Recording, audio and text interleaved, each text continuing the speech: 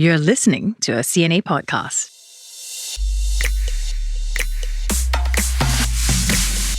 Welcome back to another episode of the Work It podcast. It's Tiffany and Gerald, your hosts, here to discuss different career issues that you are thinking about. We have no guest on our show today because this is a topic that spun off from our first live stream. But for those who didn't catch that episode, the Work It podcast went live on CNA's YouTube channel, and we spoke to a group of Polytechnic students about internships. In one question, I remember, Gerald, this particular student asked if he should do a 9-to-5 job or just start a business on his own. Oh yeah, I remember that question. He was citing dropshipping as one option. Yeah, he said something about TikTok, right? Yeah. So maybe it's good for you to go and listen, watch that podcast on YouTube, because that's where today on this episode we will break it down for him. Yeah. This question is really common. Which is better? Is it better to work for somebody or is it better to do your own business? For me, when I was much younger, I always thought that working for someone else would be better. But now I'm running my own business. Yeah, so you made that jump. I made that jump. This kind of shows like our thoughts about whether we are supposed to be working for others or for ourselves. It does change, right? Yeah. How about for you? Once upon a time, I wanted to start my own business. Really? Yeah, but then I realized that I'm not actually very good with numbers. Yeah, so the accounting part of it was a good wake-up call. I think that's the thing that people don't realize. They think that, oh, you find something that you're interested in, you jump into it. But then running a business is different, right? It's more than just the product that you're putting out. You have to think about how do you make sure your finances are correct, your books are in order, because you need to make sure that you pay your taxes, things like that, right? And then you have to think about your staff. After a while, maybe it's not so much about the product itself, it's about just running a business. So all of that didn't really excite me. So you had the business idea, but the thought of running this whole thing just got to you. Yeah, so now I know that I enjoy the testing of ideas. I enjoy creating things, but I like the stability of doing it in my 9-to-5. Now hearing you say this, I also do miss the 9-to-5. Oh, come back. Really, Come back being to on the a other full-time job, you've got the benefits, you've got your colleagues, you can go to lunch with, you can tell them all your problems. And then the most important thing, you don't have to worry so much about whether the business is going to stay afloat. Yes. There's a lot less stress. You can switch off work a bit easier. Yeah. But I do know that there is this pros and cons to both sides. I also know of many mid-career people who somehow after being retrenched or being let go, they find that they had to become entrepreneurs. So they had no choice. So it's not just people who are passionate about something and then they start a business, right? Correct. That's why today we want to talk about what does it really take to go solo, to be your own entrepreneur? What are the trade-offs and what should you weigh both practically and emotionally before quitting your job? Let's break it down. I'm actually very curious for people who don't know much about you and I. What made you decide that you were going to go from a 9-to-5 to start your own business? Simply because I think I can do something better. I can create a better service. I have an idea for a better product. I've tested it and I think it works. So it's the belief that you can offer something of value to somebody else to solve a problem. Okay. So the process for me was, there was a prototyping stage, a proof of concept stage, before I really felt that, okay, this is viable. And then, of course, then we consider the practicalities, right? The financial side, to make an informed decision whether should we go into running our own business or not. What was that duration? How long did it take for you to go from having not really a real firm idea to actually starting a business? So the scope of work I'm in is career services, right? Career counseling. So I was doing this in the company for good maybe 12 years. Okay. So I took about 2 years to take what I know, see the gaps in the market, and then try to see how can I create something better. That leads me to my next question, which is who can be an entrepreneur? So do you believe that anyone can be an entrepreneur? It's not up to one person to grow a business. It's usually a team, a group of people who come together to make things work. So like for me, I cannot say that I'm an entrepreneur because I'm good. That the only reason why I can be an entrepreneur is because I have processes, I have people who help me, who support me in doing what I'm doing. Yeah. But some people, of course, they say some people are born to be entrepreneurs, right? Yes. And then there's a personality aspect to Yes, it. Yeah, possibly. yeah. I've often spoken to people, if they're entrepreneur, and I'll ask them, your family, what does your father, your grandfather do? Then very often they say they come from a line of entrepreneurs. Oh, they run because businesses. they see that before them and they are used to that idea, or they know, they have learned the lessons, whether at a dinner table, maybe grandfather or the parents would say, oh, we did this and we shouldn't be doing this again. So pick up all these things even from a young age. Yes. It's just, for example, you look at doctors, right? Doctors and people who work in healthcare, if you ask them about their family, very often you see that they have family that works in healthcare. Yeah. I'm not saying this is for everyone, but there is some correlation. I see. Yeah, because I recently listened to a podcast where Kevin O'Leary, he's an entrepreneur and he's an investor on Shark Tank. Oh, yes. So that's a very popular show in America. And he was asked what he thought about if everyone can be an entrepreneur as long as you have a good idea. He actually said that he believes that only a third of people can become entrepreneurs. 1/3. And those who say that they have a very good business idea, only 2/3 will follow through with that idea. And then when you whittle it down to successful entrepreneurs or successful people who run their own business, then I think there is maybe even 1 in a million. I think the key is in execution, is in implementation. A good idea remains a good idea unless it gets implemented properly. And implementation takes a team. True. You don't do it by yourself. You need to have a network of suppliers, customers, your partners. Everybody needs to come together around that to make it happen. When I was in school, business school, one of the professors there teaching entrepreneurship will always tell us that as entrepreneurs, we have all these good ideas and we hold them to ourselves. We think that if we tell this idea to someone else, they will steal our my idea, right? Yeah. But he said the best way to do this is to tell. Okay. It's So you because test your ideas. you test your you idea. get people to give you feedback, people to challenge you. Yes, correct. So when people offer a point of view and then they try to break down your idea, then that's where you improve the process, I right? see. Instead of holding it to yourself. And of course, as you share with more people, you also find like-minded people Okay. who will support you, who will come alongside with you to grow this idea into perhaps a pilot, a proof of concept. Yeah. So I think this thing about entrepreneurship, it really starts with us finding the right like-minded people to bring this idea into implementation. But also, I think a lot of younger people will have certain perceptions about being an entrepreneur. Just running your own business, it sounds like, oh, it'll be quite exciting. Yeah. So Tiffany, what's so exciting to you about running your own business? Yeah, so I think the exciting part is that you are your own boss. So you don't have to deal with the office drama, you don't have to deal with politics, and being your own boss allows you to tell people what to do. Okay. Yeah, is that true? I'm thinking about what you said, right? And I'm Yes, laughing. yes. You're laughing because you tell people what to do. As entrepreneur, you often find that you're the bottom of the chain. Really? Are you Everybody sure? tells you what to do. Really? Because you have to make the business work, right? Your customers become your boss, your partner becomes your boss, everybody becomes your boss. Okay. You have very little say. And in fact, it's so difficult to find people who want to join a startup, a new business. So very often you are more invested in them and you care about what they do, and up you do what they don't want to do. Okay, Yeah, so explain that to me. What do you mean? for example, you hire people to take care of certain portfolios of the business, and then you find out that the leftover work that's not being done by them has to you be have covered to by do. you. Okay, Yes, okay. yes. So I do think that when you say you have more flexibility, you report to yourself, right? I think there's a lot of chaos. It's too flexible. Okay. Yes, you don't have people to report to, but at the same time, you realize that you're so dependent on everybody else. Yes.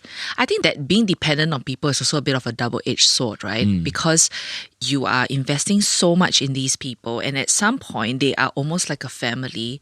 But if people decide that I don't really want to work in this business anymore, I want to maybe either start up my own company or I go and work for a competitor. When they leave, do you feel like the betrayal hits harder? So I think the context of what we are speaking about is small businesses. So we're not talking about a person who has a lot of money, open a very big company, hundreds of people. I think most people start with small, right? Small businesses, yeah. So the first batch of people that join you, often they are exactly what you said, they're like family. Yeah. And eventually, if they do leave, there is that sense that you're losing somebody of value. You train this person so much. This person is so much part of your operations. In fact, doing multiple things, not just one thing. And you're losing a very big part of the company. So I would say business impact is one. Then personal investment and how you feel, it is another one. It's very hard not to feel the sting, right? Yes, we work with freelancers, quite a lot of them. And of course, there's no binding agreement for you to be loyal to the company. You know, for me as a business owner, that's how I already upfront manage this expectation that they will one day leave. And then the only thing that I hope for them is when they leave is that they will do a good job outside. Okay. Because they are carrying our brand, they are carrying the know-how of what we do into another space, right? This thing about working together in a small business, having more relationships with each other, I think is very true. Yeah. But as an entrepreneur, you got to think about the pay, you got to think of all the employment obligations. You got to think of how long they are going to be with you. So this is why many people don't actually start the business. Like yourself. Yeah, myself, because there's too much to think about. I think one of the things that I do enjoy about having a 9 to 5 is the financial stability. When you start a business, naturally you want to try and pour your savings into your business, or when you make profit and you have people who are working for you, you would want to share that profit with them first. So is it true that it is really financially so much less secure being an entrepreneur than getting a full-time job? And at which point do you feel, okay, I can take a deep breath and I can actually bring home some money where my wife is not going to ask, why this month only $1,000? Last time when I was working, I often heard people say that if I can only find a job, I work for myself, right? I can get higher per hour. My value, my time is being used to generate more revenue rather than work for somebody and I take a cut of it. I see as when you do your own business, you have to put up with a lot of uncertainty about your income. And of course, the first few years is the hardest. You have to find alternative source of income to supplement or to make up for what you need at the very beginning, right? If you want to make it, you probably have to sustain yourself for at least 3 to 4 years, and maybe by the 5th or 6th year. 3 to 4 years, that's so long. I think around the 5th, 6th, 7th year, then that's where you start to see things changing. Okay. Things becoming maybe better. Fingers crossed if your business is viable. Yeah. At that point, if today at 6, 7 year mark, you find that it's not viable anymore, you look at your finances, your revenue has been struggling or dipping, then maybe that's where you realize that should you continue doing this anymore? Or should you go back to a full-time job? Because it's also opportunity cost. You could spend the time working somewhere else, building your retirement nest, building your savings up. Or employers might actually also go, it looks like you have been stuck in a business that didn't quite work out. They might start asking questions if you want to come back to the workforce. We talked about this before in another podcast where you can spin it in such a way where it's valuable for your next employer to look at this part of your experience. But I guess your self-esteem, your ego, all of that will take a big hit. I'm curious though, should you take money from your friends and family to invest in your business at the start? Some people say yes, because it makes you more driven to pay back the money. Some people say no, because what if your business fails? Then there goes the relationship that you have. I think this really depends on the relationship.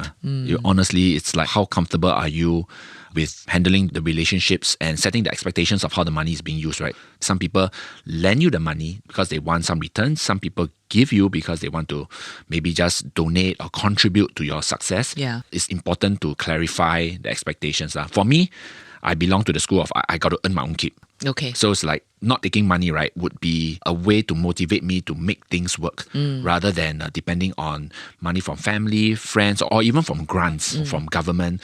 I find that sometimes grants, they help you get started. It could also be prolonging the revenue finding path because you're not hungry enough to really go and seek out what you need to seek out. So it extends it. Yeah.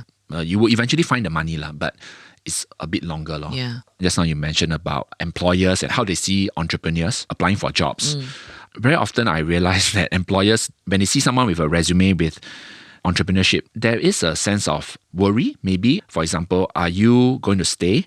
Are you going to steal my IP? Oh. Or more importantly, are you going to fit in? Because you're so used to having people work under you. Yeah. Are you able to be a team player now? I've never thought about that. I was thinking more whether or not you are seen as a failure. So when an employer interviewing someone and interviews an entrepreneur, the question will be fit. Are you able to fall in place with my policies? Would you be able to take my supervision? Would you be able to work with the other people? And sometimes if these entrepreneurs are a little bit older, and that becomes even harder to convince. If today you are in that situation, then it's really about to explain to the employer why you decided to drop out of the entrepreneurship race and really show that you can fit in by giving examples of how you have been collaborating and how would you deal even with situations you don't agree with. If anyone who's thinking, okay, you know what, I feel I'm ready to start my own business, what's a good sort of strategy to transit from maybe a 9 to 5 to being your own entrepreneur or starting your own business? You really need to make sure that your proof of concept can earn you some money. For example, if they are thinking of going to baking, right, then they might bake some food and then everybody says it's nice. But who would want to pay for it? So would you say that like instead of quitting your job immediately, try and do it as like a side hustle first? Yeah, I do think that these are passion projects, side hustles, hobbies. If it earns you some income, then it's good to continue down that line to see how far this will go. Okay. So sometimes side hustles just remain as side hustles or they taper off and sometimes they can become businesses. But there is that excitement, right? If you want to think about becoming an entrepreneur, it doesn't happen overnight. The reality of running own business only happens as you take small steps towards that direction. So doing small pilots, small tests, proof of concepts that earn you money. I think this is very important, must earn you money. Okay. Yeah, then you start to think that, okay, there's something in this for me. Another thing, of course, is to also get the family support. I think it's important because what we do with our time affects the people, the loved ones around us. Another part here is to maybe build a network for yourself. Oh, okay. Like network outside of your 9 to 5 job that is related to your side hustle? Yes, correct. So if let's say I use the baker example, right? Go meet people who are bakers. Yes. Go speak to bakery owners, cafe owners. Ask them why they're doing this, how do they get by, so that you get more information about the sustainability and the feasibility. Before you take the plunge and go and rent a store and go and start buying equipment. So you at least you learn from them what are things that work and what are the expensive stuff that you should invest on and what are things that you can say, it's okay, I don't need this at the moment. Yes. In business school, they teach, right? You want to do a business, you might have a business plan, 2 years, 3 years with cash flow and all that. But in reality, unless you're going to pitch for like funding, in reality, people start on businesses very organically. You don't need to have a 2 year, 3 year plan. Yes. You just need to test something, see if somebody wants to buy it, then learn more about it, grow into it, and then see how far it takes you along. It reminds me of 2 stories that I know. So both home business, food home business, F&B, they were born out of COVID. One sold teh tarik, another one did bakes, all the desserts and stuff like that. And they were both really very good. And eventually coming out of COVID, the one that did teh tarik realized that, you know what, we can do more of this, we can scale up. The home bakes one, on the other hand, food was great, but this person was like, it's a one-man show. I'm not at that stage where I can scale up and take in too many orders and do this on a full-time basis. So that sort of just fizzled out. But I think it was just good that they both tried. And it's not that one failed and one got better. It was just like the one that didn't happen in the end became like this was fun, but I'd rather keep it to my side hustle. Yeah, exactly. So that's why when people think that entrepreneurs, you love what you do, right? Yeah. It's not really the case. Sometimes you do it to a point where you realize you don't love it anymore. Exactly, that you don't enjoy it anymore. But if today you're able to think about how to scale, it's very likely you have certain SOPs in place, you have managed your processes well, you have people, and you have some funds, you have some growth, and then you have some ideas, and then you can move into that space. So that's why a successful business is not up to one person. It's really a group of people coming together. So at that point when it's not fun anymore or it's not viable anymore, is that the time to think about your exit strategy? Or should you always have an exit strategy from the beginning? Some people might say having an exit right at the start, it means that you don't have enough skin in the game. Do you have an exit strategy? For me, yes. I have. So what? Does that mean you have no skin in this game? For me, it's about being accountable. Okay. Yeah, but I know some people who would say running a business, you cannot think about exiting. Yes. Because you must find it's do or die.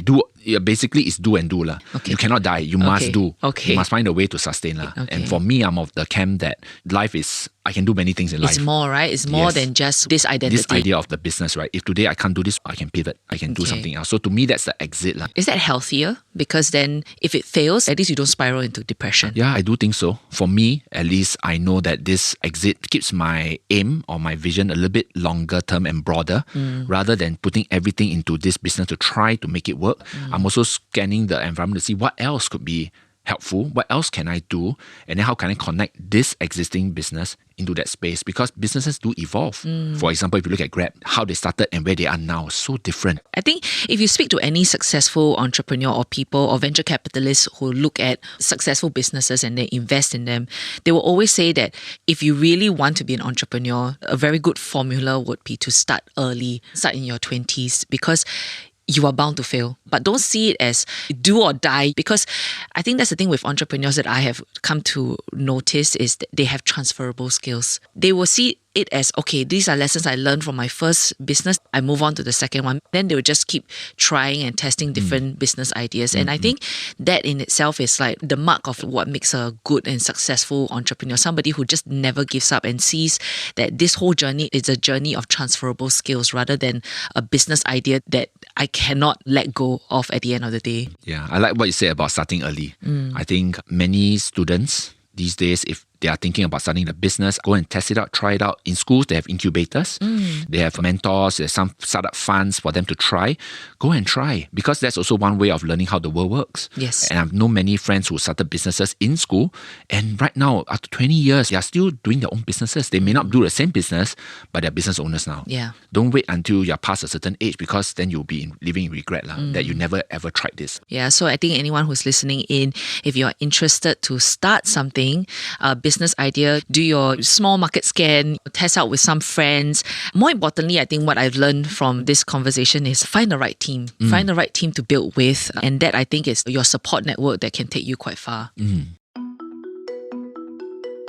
Hi, welcome to our brand new segment. We're calling it The Work Feed, where we scroll so you don't have to. From relatable confessions to full-blown rants online, we are going to look at the real questions and stories that you are sharing. Today, Gerald, we are looking at something that came from Reddit. Okay, why do people go to Reddit for career advice? I'm not a Redditor, so explain. I had just had someone tell me this week that he gets all his career planning tips from Reddit.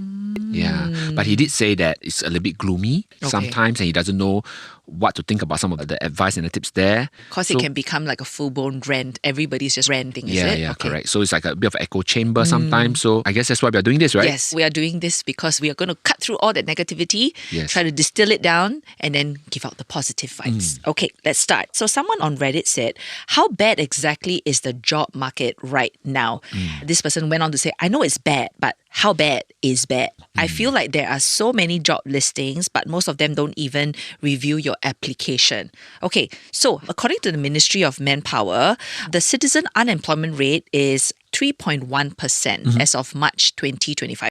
Okay, so MOM says it's comparable to years when we are not in recession. So our producer did her homework and then gave me, so that I feel smart saying this.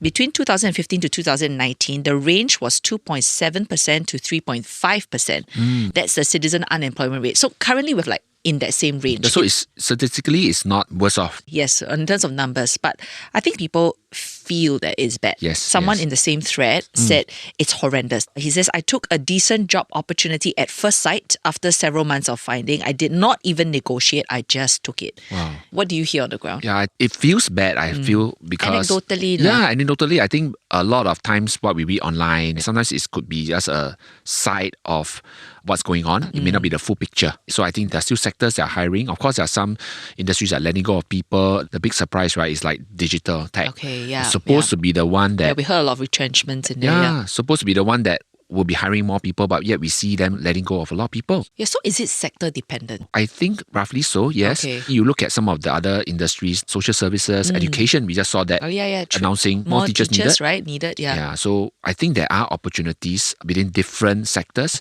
Yeah, I think also in healthcare as well, nurses, there's a great demand for nurses. Of course, a lot of people are going to say, guys, you are only mentioning the jobs that, are very taxing, very tiring, very labor intensive. I know a lot of like nurses who work very long hours, teachers also work very long hours. These kind of jobs, the job market isn't exactly that bad, but it does sound like if you are considering like your tech sectors, then maybe it looks bad because there are a lot of hires and a lot of fires. Yeah. As we talk about tech sector, it might seem like it's a place to shun, but I think there are still opportunities there. I just saw a post the other day about this company that's looking to hire, and it's a tech company in Singapore. They're looking to hire several positions. They're looking to scale up. But I think we just got to keep our options a little bit more open. I know some people might not see themselves as a nurse or as a teacher, right? Then find something that is closer to what you're comfortable to do, or what you're trained to do, or what you're experienced in doing. So what I like about Reddit is that people actually jump in and give solutions. Okay, what did they say? So someone says, the best thing you can help yourself if you're gainfully employed is to pick up new skills or areas by considering internal transfers or taking on more responsibilities. I always wonder, from a career counselor point of view, is there a guarantee if you upskill yourself, you can find a job. No lah, there's no guarantee. Come on, So like naive is it for me? Yeah. Then what is the point of upskilling? for me, I feel like upskilling is like a posture. It's an attitude of wanting to learn. It doesn't equate to going for classroom, getting a certificate. Okay, I okay. think it's that having that curiosity, having that initiative to look out for where can you do better and what can you solve. Upskilling in the workplace could look like you looking for problems to solve, learning how to solve your problems better. So you mean with what I'm doing right now, find skills that is an additional layer on top of what I'm doing. Not today I'm making a podcast and suddenly all of a sudden I go, I want to go and be a barista. I go and learn how to make coffee, like totally different things. But you are saying to stack on your skills. Yeah, I think when you say stack, it reminds me of if I play Pokemon Go, right? Okay, I never play Pokemon Go. Okay, Pokemon, they evolve. Okay. That part I know. So like they start with this little Pokemon. Charmander become Charmeleon. Yes, exactly. That's the only Pokemon I know, by the way. So well done. Okay. So we see that Pokemon have to collect some experience points. Yeah. And these experience points sometimes can be like fighting certain battles, going to do certain tasks, and then they have to keep evolving along the way until they level up. If you are not a Charmeleon or a Charizard in this company, you can be one somewhere else. Yeah. That's the best part about it, right? Because that growth in you is something that no company can take from you. Even if the company decides to retrench and you're one of the unfortunate ones, then guess what? You're walking away a stronger, more capable person, right? And you're able to bring your value to another place. The challenge is most of us want to remain the Charmander in the company, right? And then just do as little as possible. Yeah. Hopefully we don't get let go. But if today the X comes down, then we don't know how are we able to sell ourselves to the next company. Yeah. I think the point of training here is really to clock more experiences, magnify the things that you do at work. Yeah, and I think rather than be lured in by the idea that, everyone's talking about AI skills right now, I also need to go and learn AI. But maybe just get a little bit of learning experience first, get a sense of the skills you can grow so that you are a little bit more marketable for the next employer when you are looking for a job in the job market. If that's something that you can relate as well, do send to us your comments. We are at cnapodcasts@mediacorp.com.sg. We're also on Spotify, Apple Podcasts, Me Listen, and YouTube, where a video version of this is at. The team behind the Work It podcast is Ho Pei Ning, Junaini Johari, Joanne Chan, Saya Win, Nat Fetavero, Alison Jenner, and Shaza Dalila. Video by Hanida Amin. I'm Gerald. And I'm Tiffany. Go and be your own Charmander. No, Charmeleon.